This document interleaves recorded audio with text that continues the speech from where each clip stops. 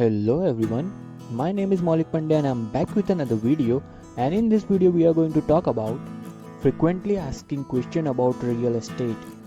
बहुत सारे क्वेश्चन जो रियल एस्टेट स्कीम में इन्वेस्टमेंट करने से पहले या जिन्होंने किया है उनके माइंड में आता है और वो पूछते हैं, लेकिन उनको सही गाइडेंस नहीं मिलती या कभी कभी उनको पता नहीं होता कौन से सोर्स पे उनको पता करना चाहिए। तो मैं उन क्वेश्चन में से 15 ऐसे क्वेश्चन निकाल के लाया हूँ इस वीडियो में, जो आपकी हेल्प करेंगे रियल एस्टेट में कैसे इन्वेस्टमेंट किया जाता है और कैसे पैसे लगाए जाते हैं कौन सी प्रॉपर्टी पे।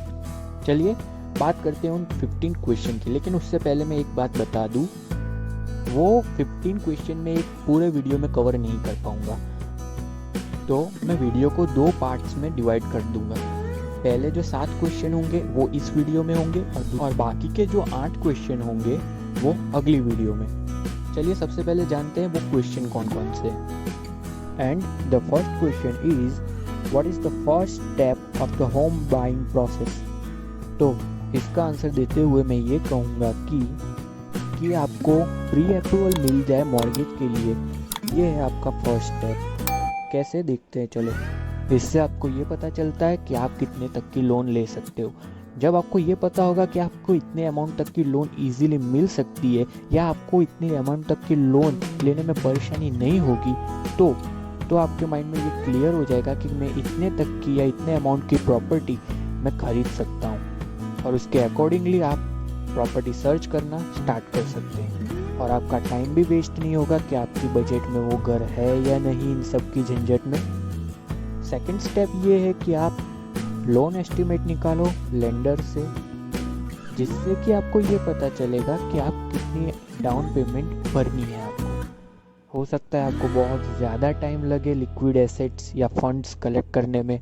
And finally being pre approved for a mortgage demonstrate that you are a serious buyer to both real estate agent and the person selling their home.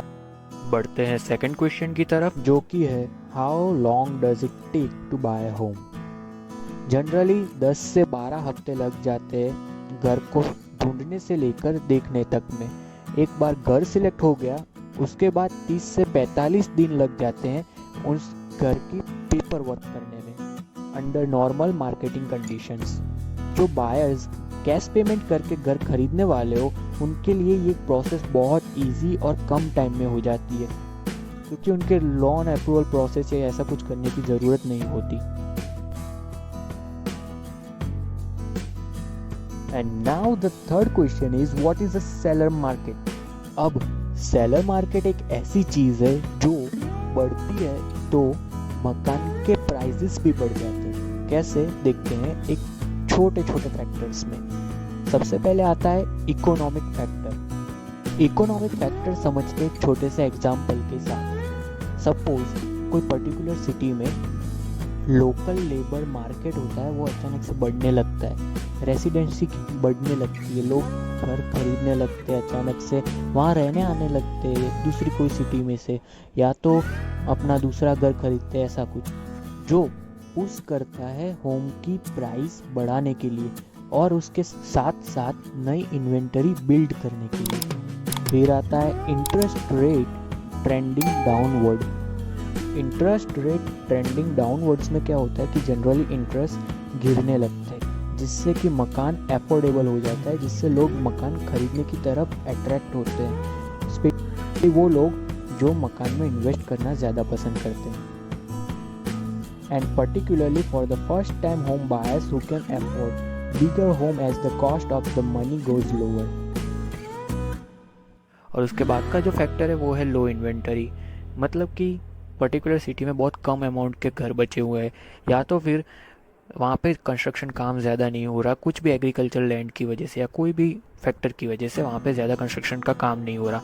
तो ये इस तरह से इफेक्ट करता है कि कम घर होने की वजह से वहाँ रेसिडेंसी के लिए भाव बहुत बढ़ जाते हैं। यूनिट्स कम होंगे तो लोग रहने के लिए ज़्यादा से ज़्यादा अमाउंट पे करने के लिए रेडी हो जाएंगे कि ये घर मुझे चाहिए, ये घर मुझे लेना है। इसकी वजह से इन्वेंटरी लो है तो भाव बढ़ जाते हैं मकान के।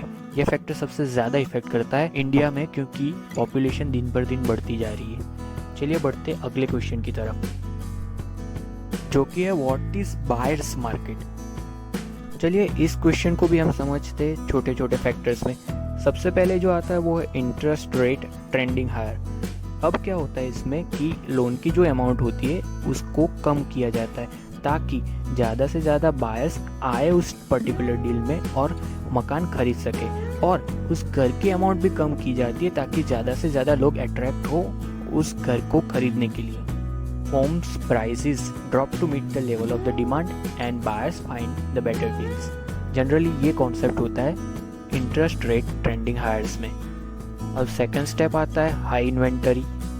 जनरली जो नए मकान ग्रो हो रहे हैं इंडिया में, उसकी वजह से जो पुराने मकान हैं उनकी प्राइस और उनकी डिमांड कम होती जा रही है, क्योंकि उसमें वो फीचर्स या तो डिज़ायरेबल थिंग्स नहीं है जो आजकल मॉडर्न मकान में हो रही है। इसकी वजह से इन्वेंटरी हाई हो रही है और प्राइसेस डाउन हो रहे हैं। ये एक बायर्स मार्केट का बहुत ही बेनिफिशियल फैक्ट है।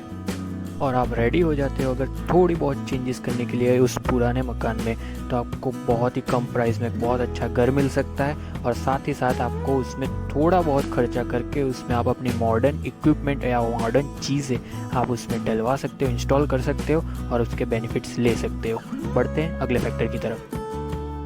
अब जो आ रहा है वो है नेचुरल डिज़ास्टर। वो कैसे इफ़ेक्ट करता है कि आप पर्टिकुलर जगह पे मकान खरीदने जा रहे हो और उसके नियर बाय एरियाज़ में ऑलरेडी कोई फ्लड या तो अर्थक्वेक आ चुका है पहले कभी, तो ये संभावना दिखाता है कि उसके नियर बाय एरियाज़ में और अर्थक्वेक या फ्लड आ सकता है, और पर्टिकुलरली वो इफ़ेक्ट करेगा प्राइस रेट पर, और उस एरिया की प्राइस रेट कम हो जाएगी। जब उसकी प्राइस रेट कम हो जाएगी, ये एक गोल्डन चांस होगा वहाँ पे इन्वेस्ट करने का। कैसे, देखते हैं। आप जैसे ही वहाँ अपने पैसे लगाओगे, 10 साल बाद या तो 20 साल के बाद जब उसकी प्राइस फिर से बढ़ना स्टार्ट होगी, तो आपका जो इन्वेस्ट किया गया पैसा होगा आपको इंटरेस्ट के साथ वापस मिलेगा। ये जो मैंने आपको बात बताई है रियल एस्टेट का काफ़ी पुराना फंडा है। 90% ये वर्क करता है, बट रिस्क आपको अपनी गारंटी पे लेना होगा। इन्वेस्टमेंट से पहले सारी चीज़ें एनालाइज कर लेना। Now the fifth question came, how much do I have to pay an agent to help me buy a house. इसके आंसर में मैं कहूँगा कि जो लोग मकान खरीद रहे हैं उनको लिटिल अमाउंट या तो बिल्कुल नहीं पैसे देने पड़ते, बिल्कुल फ्री में उनका काम हो जाता है मकान दिखाने का। रियल एस्टेट एजेंट को नहीं देने होते बिल्कुल भी पैसे, क्योंकि ज़्यादातर सेल्स में 2 तरह के रियल एस्टेट एजेंट इन्वॉल्व होते हैं, one that represent the seller and another one who represent the buyer.